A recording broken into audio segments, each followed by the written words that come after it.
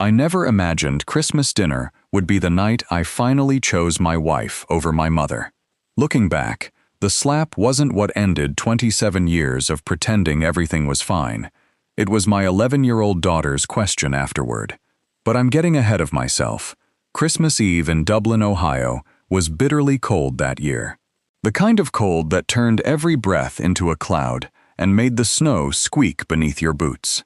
My mother's house glowed with white lights and wreaths, looking like something straight off a Christmas card. If a stranger had driven past, they would have thought our family was perfect. I almost believed it myself. Emily sat beside me in the truck, smoothing the wrinkles out of a brown paper gift bag she decorated with tiny red ribbons. "You think they'll like them?" she asked. I smiled. "They'd have to be crazy not to." She laughed softly, though I could hear the uncertainty underneath. For the past 3 weeks, she'd spent every evening at the kitchen table with Lily making Christmas ornaments by hand. Little wooden snowflakes, painted cardinals, stitched felt stars, tiny names burned into each one with an inexpensive craft tool she'd bought years ago. Money had never been the point. Time was. Love was. When we finally walked inside, the house already smelled like baked ham, cinnamon, and fresh rolls.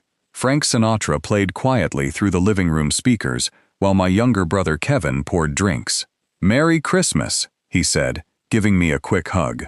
His wife Denise barely looked up from arranging designer gift bags beneath the tree. Every one of them had a familiar department store logo on it. Coach, Nordstrom, Williams-Sonoma. Denise noticed our simple paper bag almost immediately. "Oh," she said, with a smile that never reached her eyes. "You two made gifts again." Lily beamed. "We made everybody something." She couldn't wait to hand them out. Emily squeezed her shoulder proudly. Watching them together always reminded me how lucky I was. For nearly 15 years, we'd believed we'd never have children. 2 miscarriages, endless doctor appointments, more tears than either of us could count. Then Lily came along when we'd almost stopped hoping. To us, every Christmas with her still felt like a miracle. She carefully handed Denise the first ornament, a small wooden cardinal painted bright red. Denise turned it over once. "Oh," she forced a laugh. "Homemade." Nobody spoke. She set it on the coffee table instead of the tree. "I guess that's what people do when they can't afford real presents." Emily kept smiling. "They're made with love." Denise shrugged. "That's usually what people say when they're broke." I looked toward my mother. Margaret heard every word. She simply sipped her wine. That wasn't new. Over the years, I'd watched dozens of little moments exactly like this. A comment about Emily's clothes, a joke about where she'd grown up, a remark about her old waitress job. Nothing loud enough to start a fight, just enough to leave a bruise. Every single time I'd convinced myself it wasn't worth making Christmas uncomfortable.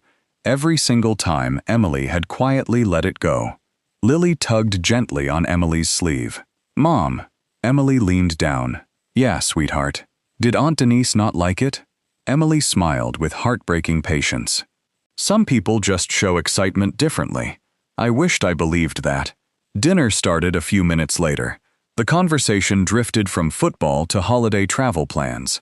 Kevin talked about replacing his SUV. Denise described an expensive vacation they'd booked for spring. Then, almost casually, Denise looked at Emily. "You know, I still can't believe David married someone from a trailer park." A couple of nervous chuckles floated around the table. Emily set down her fork. "Denise." Her voice stayed calm. "Please stop." Just that. No yelling. No insults. Just 2 words. "Please stop." Margaret suddenly pushed back her chair. Before I understood what was happening, she crossed the room. Her hand struck Emily's face with a sharp crack. The entire house froze. Emily didn't even raise a hand to defend herself. Margaret stared down at her. "She's right." Her voice was cold. "You'll always be trailer trash to me." She pointed toward Lily. "Take your daughter and get out." Nobody moved. Nobody spoke. I could hear the grandfather clock in the hallway ticking. Then I heard something much worse. A tiny voice beside me. "Dad." Lily's eyes filled with tears. "Did Grandma kick us out because Mom's poor?" That question broke something inside me. I knelt beside her chair. I took both of her little hands. No, sweetheart. I looked straight into her eyes. Grandma forgot what kindness looks like. Lily nodded once. She didn't completely understand. Maybe she wasn't supposed to. I stood up. Still nobody said a word. Kevin looked stunned. Denise folded her arms as if she'd won an argument. My mother waited for me to apologize. Instead, I walked over to Emily. A red handprint had already begun forming on her cheek. "You okay?" I asked quietly. She nodded, even though we both knew she wasn't. I helped her into her coat. Lily slipped her backpack over one shoulder without being asked. As I reached for our gift bag, I noticed one ornament lying beneath the edge of the dining table. It had shattered when someone knocked it to the floor during the commotion. Lily's ornament, the one she'd painted herself. I crouched down, picked up every broken piece one by one. I placed them carefully back into the little craft box we'd brought from home. Then I carried it to the truck. No goodbye, no shouting, no threats. The drive back to Columbus felt longer than usual. Snow drifted across the highway in slow white ribbons. Nobody spoke for almost 20 minutes. Finally, Emily whispered, "I'm sorry." I tightened my hands around the steering wheel. "No." My voice cracked. "I'm the one who's sorry." She turned toward me. "I spent 27 years asking you to be patient," I said. "I should have been asking them to be better." She reached over and held my hand for the rest of the drive. Later that night, after Lily had fallen asleep on couch under her favorite blanket, Emily went upstairs. I walked into the garage alone. Beneath my old toolbox had a worn envelope in my father's handwriting. I hadn't opened it in years. Inside was one sentence that suddenly felt less like advice and more like a warning. "One day, you'll have to choose between keeping the peace and protecting your family." I read it 3 times. Then I folded it carefully and put it back. When I finally went inside, my phone was vibrating across the kitchen counter. Mom, Kevin, Mom again, Denise. I turned it face down and went to bed. The next morning, fresh snow covered the backyard. The coffee maker had just finished brewing when I picked up my phone. 32 missed calls, 1 voicemail. My mother's name. I pressed play. Her voice was shaking. "David, please call me." I stood at the kitchen window, staring out at the untouched snow. For the first time in 27 years, I did absolutely nothing. I wish I could tell you ignoring those calls came easily. It didn't. I stood in my kitchen with a mug of coffee, growing cold in my hands, while my mother's voicemail replayed in my head. "David, please call me. 27 years of habit. Told me to grab my truck keys. Go fix whatever had gone wrong. That's what I always did. Instead, I looked through the window. Lily was already outside in the backyard, bundled in her bright blue winter coat, trying to make the biggest snow angel she'd ever made. Emily stepped onto the porch carrying 2 mugs of hot chocolate. They laughed about something I couldn't hear. For the first time in years, I realized my family was only 3 people. The phone rang again. I turned it over without answering. Emily came back inside a few minutes later. "You don't have to decide today," she said gently. "I'm not deciding today." "What are you doing then?" I thought about it for a long moment. For once, I smiled sadly. "I'm doing nothing." That sounded simple. It wasn't. Doing nothing meant refusing to rescue everyone else. By the 3rd day after Christmas, another voicemail arrived. "Kevin, Mom's furnace quit. She's freezing over here. Call me." I knew that furnace. I'd installed the new blower motor myself 4 winters earlier. Every November, I'd clean the burners, replace the filter, and check the ignition. Not because anyone asked. Because if I didn't, nobody would. I deleted the voicemail. That afternoon, another winter storm rolled across central Ohio. The local weather report warned temperatures would drop below 0 overnight. Normally, I'd already be driving toward Dublin with my toolbox in the back of the truck. Instead, I helped Lily finish the treehouse bird feeder we'd started building before Christmas. She painted tiny cardinals on the sides. Emily watched us from the kitchen window, with the kind of smile I hadn't seen in years. "Dad," Lily said, tightening one crooked screw, Is Grandma still mad? I set my drill down. I don't know. Are we mad? No. Then why aren't we going to help? Kids have a way of asking questions adults spend years avoiding. I sat beside her on the workbench. Helping someone is a gift, I said. It stops being a gift when they believe they can hurt you and still expect it. She thought about that. I think Mom always gave Grandma gifts. She did, and Grandma broke them. I looked toward the house where Emily was hanging birdseed ornaments on the back fence. Sometimes, I said quietly, people don't realize what they have until it isn't there anymore. That night, Kevin called 6 times. I didn't answer. The following morning, the news showed frozen water pipes bursting all over central Ohio. My phone buzzed again. Another voicemail. This time, Kevin sounded exhausted. The basement flooded. We finally got a plumber, but because of the holiday weekend, they're charging a fortune. I knew exactly why. The shutoff valve sat behind a storage shelf in Margaret's utility room. I'd put a bright yellow tag on it years earlier. Apparently, no one had ever bothered to notice. I closed the message without listening again. It hurt more than I expected. Not because of the furnace, not because of the money, because every problem reminded me of another year I'd quietly fix something without ever asking why nobody else learned how. Emily noticed the weight on my face. You can still go. I know. You won't be weak if you do. I also won't be protecting you if I keep pretending nothing happened. She walked over and took my hand. I'm not asking you to choose me over your mother. I already did. She looked down. I should have done it years ago. That afternoon, we took Lily sledding at a nearby park. She laughed so hard she could barely climb back up the hill. Halfway through the afternoon, she slipped her little hand into mine. I like this Christmas better. I stopped walking. Even after what happened? She nodded. Nobody yelled today. Those 4 words stayed with me. Nobody yelled today. I realized my daughter had started measuring happiness by the absence of conflict. No child should have to do that. By the 2nd week of January, the missed calls slowed down. Then an envelope arrived instead.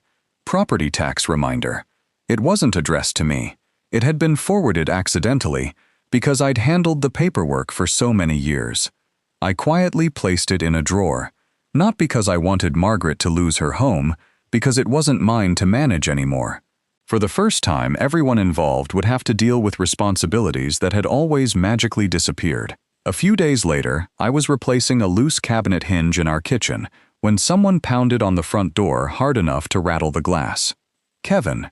His face looked older than I'd ever seen it. You've got some nerve. I opened the door, but didn't invite him inside. Morning. Morning, he snapped. Mom's house is falling apart. She's drowning in paperwork, and you're acting like nothing happened. I didn't make her slap my wife. You know that's not what this is about. No, I answered calmly. I think it is. He rubbed both hands across his face. You've always handled this stuff. I know. So fix it. The words hung between us. For years they would have worked. Not anymore. I can't. His frustration turned into disbelief. You can't. No. You mean you won't? I didn't correct him. Kevin stared at me for several long seconds. Then he shook his head. I don't even know where to start. For the first time, I believed him. He truly didn't know because he'd never had to. I glanced toward the basement door. Behind it sat a worn cardboard file box I'd filled over the years. Every receipt, every repair invoice, every tax payment, every insurance renewal, every doctor's appointment, everything no one else had ever bothered to notice. I looked back at Kevin. Maybe, I said quietly. It's finally time you learned where to start. Kevin stood on my front porch for almost a full minute after I mentioned the file box. He looked past me toward the basement door. What file box? The one that explains why you don't know where to start. He frowned. I don't need a lecture, David. I wasn't planning on giving you one. For a second, I considered closing the door. Part of me wanted to, but another part remembered all the years I'd kept quiet, because I thought silence was the same thing as kindness. It wasn't. Come inside. Emily looked up from the kitchen when Kevin walked in. She didn't say a word. She simply nodded politely, before disappearing upstairs to help Lily with homework. I noticed Kevin watching her. The fading outline of the slap was still visible if you knew where to look. He lowered his eyes. I didn't know Mom would I know. No. He swallowed. I really didn't. I believed him. That didn't erase what happened. It only explained part of it. I opened the basement door and walked downstairs. The file box sat exactly where I'd left it, tucked beneath a workbench beside old paint cans and Christmas decorations. It wasn't anything special, just a faded cardboard storage box with black marker across the side. Mom's house. I carried it upstairs and set it on the dining room table. Kevin laughed once. "You've got to be kidding." "I'm not." He lifted the lid. Inside were neatly organized folders. Year after year, every folder labeled 2014, 2015, 2016, all the way to the present. He pulled out the first one, a stack of receipts, property taxes. I nodded.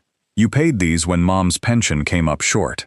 He opened another folder, roof repairs, then another, furnace maintenance, another, home insurance renewals, prescription copays, water heater replacement, snow removal, tree trimming, hospital parking receipts, gas station, from dozens of trips to Columbus Methodist Hospital. Kevin stopped flipping pages. His voice became quieter. "I don't understand. You weren't supposed to." "What do you mean?" "I never wanted anyone to feel guilty." He stared at me. "So, every time Mom thanked me for helping," I smiled sadly, "you were usually thanking me." He sat down heavily. The room suddenly felt very small. "I thought she handled all this herself." "So did she." He looked confused. "What?" "I never wanted Mom to feel like a burden. So you let her believe that everything somehow worked itself out." Silence settled between us. Finally, Kevin whispered, "How much?" I leaned back. "I stopped adding it up years ago." "No." His eyes stayed on the receipts. "Tell me." I hesitated. "Over $70,000? His head snapped up. "What?" "Spread over 12 years. 70,000, give or take." He ran both hands through his hair. "I had no idea." "I know." He picked up another folder. Inside was a spiral notebook. "What is this?" "My maintenance log." He opened a random page. January 9th, cleaned burners before winter storm. March 18th, replaced leaking shutoff valve. October 27th, checked roof flashing after wind damage. Every page looked the same. Dates, parts, costs, notes. No complaints, just work. Kevin slowly closed the notebook. "You came over this often?" "Usually once a week." His face went pale. "I live 15 minutes away." I didn't answer because there wasn't anything left to say. At that moment, Denise walked through the front door without knocking. "I knew your truck was here." She looked at the table. "What's all this?" Kevin didn't answer. She picked up a receipt, then another. "Oh, please." She rolled her eyes. "So, you kept records." "I always do." She folded her arms. "You're still her son." I waited. She continued. "Children are supposed to help their parents." I nodded once. "They are. There." She pointed toward me. "So, stop acting like some kind of martyr." I looked at her calmly. "I never said children shouldn't help." "Then what's your point?" "My point is," I gently closed the folder in front of her. "There's a difference between choosing to help someone and having them believe they're entitled to it." She scoffed. "Sounds like the same thing to me." "No." I met her eyes. "It isn't." The room fell quiet again. Kevin looked from me to Denise, then back to the box. His shoulders seemed to sink another inch. "You never asked any of us for a dime." "No." "You never even mentioned it." "No." Why? I smiled without humor. "Because I thought that's what family did." He looked like someone had punched him. "I should have helped." "You should have known." Before either of us could say anything else, my phone buzzed. The caller ID read Richard Lawson, our family's attorney. I excused myself and stepped into the hallway. "David." Richard's voice sounded measured as always. "I met with your mother this morning." I closed my eyes. "I figured she would call you eventually. She has questions about the trust." "I expected that." There was a pause. "She's considering challenging your decisions as successor trustee." I almost laughed. What decisions? Exactly. He sighed. I told her you haven't exercised any extraordinary authority. In fact, you've gone beyond what the trust requires. I leaned against the wall. Did she believe you? Not yet. Another pause. David? Yeah. I've represented your family for almost 20 years. I know. I've rarely seen someone do more than the trust required. I looked toward the dining room. Kevin was still sitting there, surrounded by 12 years of paperwork. Denise had stopped talking. For once, Richard spoke again. I think it's time everyone understands why your father appointed you. After we hung up, I stood there for a long moment. My father hadn't only left me responsibility, he'd left me something else. Permission. Permission to stop confusing sacrifice with love. When I walked back into the dining room, Kevin looked up. What now? I looked at the file box, then at my younger brother. Now, I said quietly, you learned something Dad never wanted either of us to forget. I turned toward the old cabinet in the corner of the room. Inside, behind a stack of photo albums, lay a worn envelope addressed in my father's unmistakable handwriting. I had carried its words along for years. Maybe it wasn't mine to carry anymore. I didn't open my father's letter that afternoon. I simply rested my hand on the envelope. Not yet, I said. Kevin looked confused. I thought you said Dad wanted us to know. He did. I slid the envelope back into the cabinet. But there are still some things you need to see first. The next morning, I drove to Richard Lawson's office in downtown Columbus. I hadn't wanted to go. After everything that had happened at Christmas, the last thing I wanted was another fight with my own family. Richard greeted me with the same calm handshake he'd used for years. He'd helped my parents prepare their estate plan after my father was diagnosed with heart disease. He knew every page of that trust better than anyone alive. Margaret is here, he said quietly. I figured. And Denise insisted on coming. That didn't surprise me either. Richard led me into the conference room. My mother looked older than she had just 3 weeks earlier. The confidence that usually filled the room whenever she entered was gone. Denise, on the other hand, still carried herself like someone expecting to win. She barely acknowledged me. Richard closed the door. A thick binder sat in front of him. So, he began, I've reviewed every document related to the Carter family trust. Denise leaned forward. Good. Richard ignored the interruption. I've also reviewed the financial records Mr. Carter voluntarily provided. He opened the binder. Property tax payments, page. Insurance premiums, another page. Roof repairs, another. Furnace maintenance, medical transportation, prescription assistance, emergency plumbing, electrical work. Page after page after page. The room became quieter with every document he turned. Finally, Richard closed the binder. I have reached one conclusion. Everyone waited.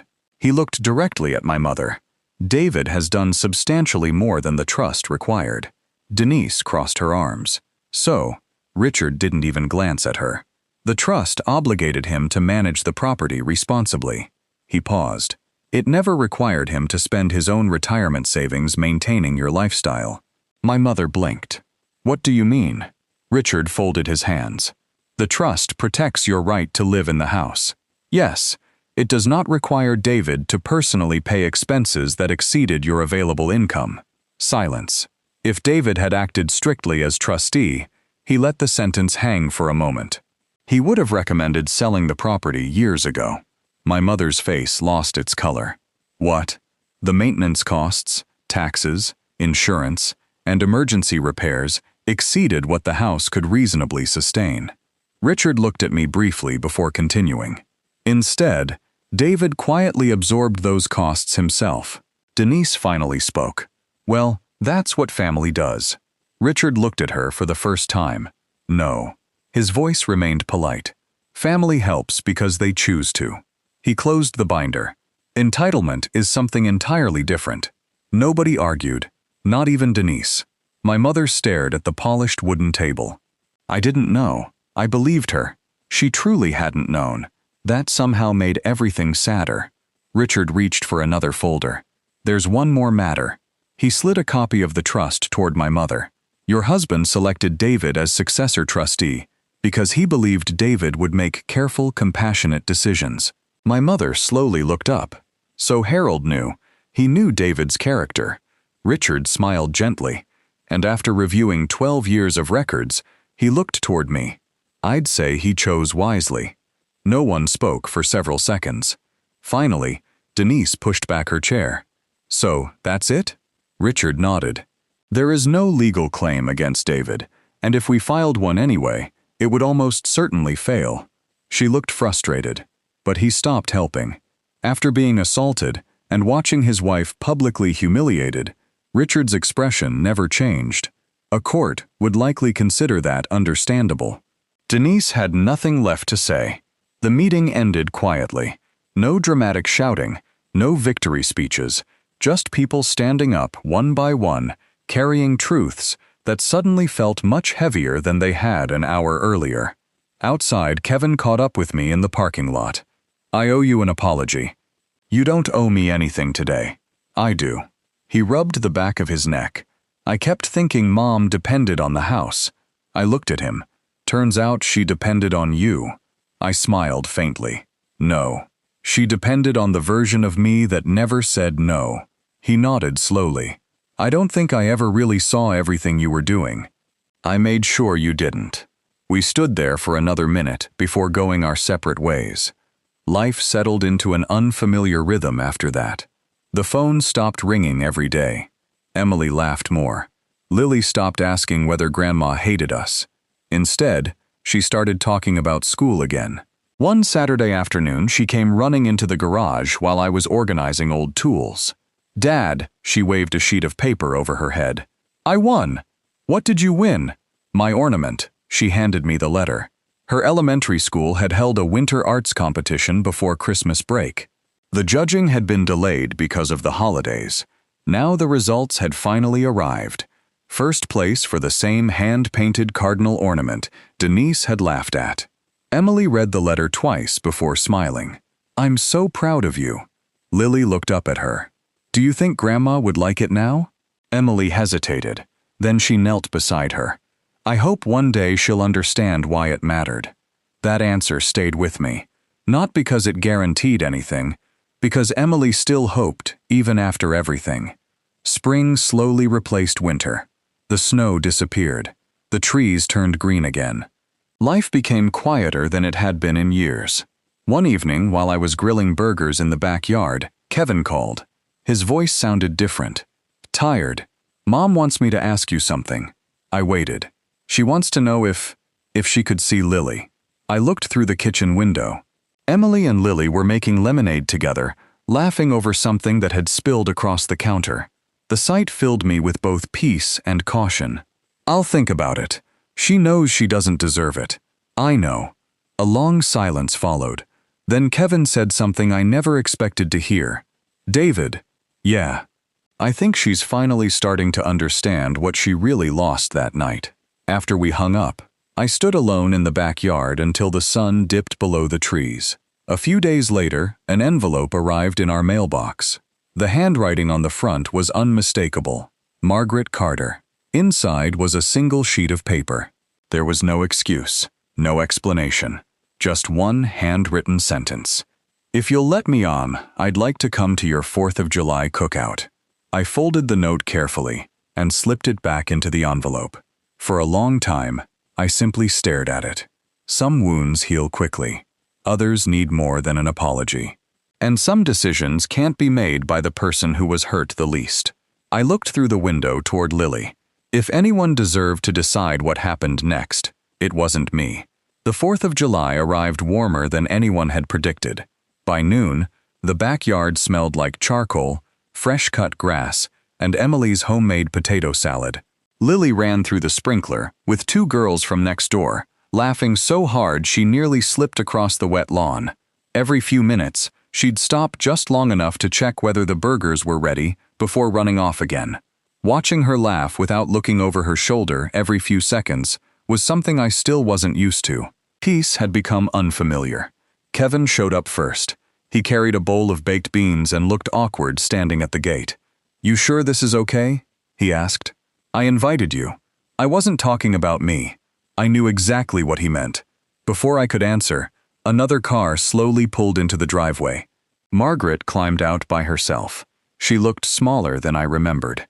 Not physically, just older. She wasn't wearing the expensive jewelry she usually wore to family gatherings. No perfectly styled hair. No carefully chosen holiday outfit. Just a simple blue blouse and comfortable shoes. In her hands was a small gift box wrapped in plain brown paper. For a moment, nobody moved. Emily quietly reached for my hand. I squeezed hers once. "It's your call," she whispered. "No," I said softly. "It's ours." Margaret walked across the yard, one careful step at a time. When she reached us, she didn't try to hug anyone. She didn't even look at me first. She looked at Emily. "I owe you something I've never given you." Emily waited. "My respect." The words hung in the warm summer air. Margaret took a slow breath. "I've practiced this speech for weeks." She glanced around the backyard. Would everyone mind if I said it now?" Nobody objected. Kevin quietly pulled out a chair for her. She didn't sit. Instead, she stood in front of all of us, unfolding a single sheet of paper from her pocket. Her hands trembled. I spent most of my life pretending I came from somewhere better than I did. She looked toward the ground. "My father drank away almost everything we had." She smiled sadly. "We lived in a trailer for years." Emily looked surprised. So did Kevin. I hated it. Margaret's voice cracked. "I promised myself I'd never be poor again." She paused. "Somewhere along the way, I stopped fearing poverty." She looked at Emily. "I started fearing people who reminded me of it."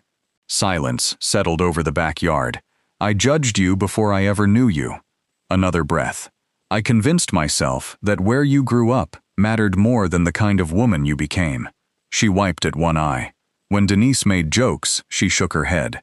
I should have stopped her. Instead, I joined her. Her eyes finally met Emily's. The slap? She closed her eyes for a second. "Is something I will regret for the rest of my life." Emily didn't speak. Margaret turned toward Lily. "I also hurt someone who had done nothing except love her grandmother." Lily instinctively stepped a little closer to her mother. "I understand if you never forgive me." Margaret slowly held out the little gift box.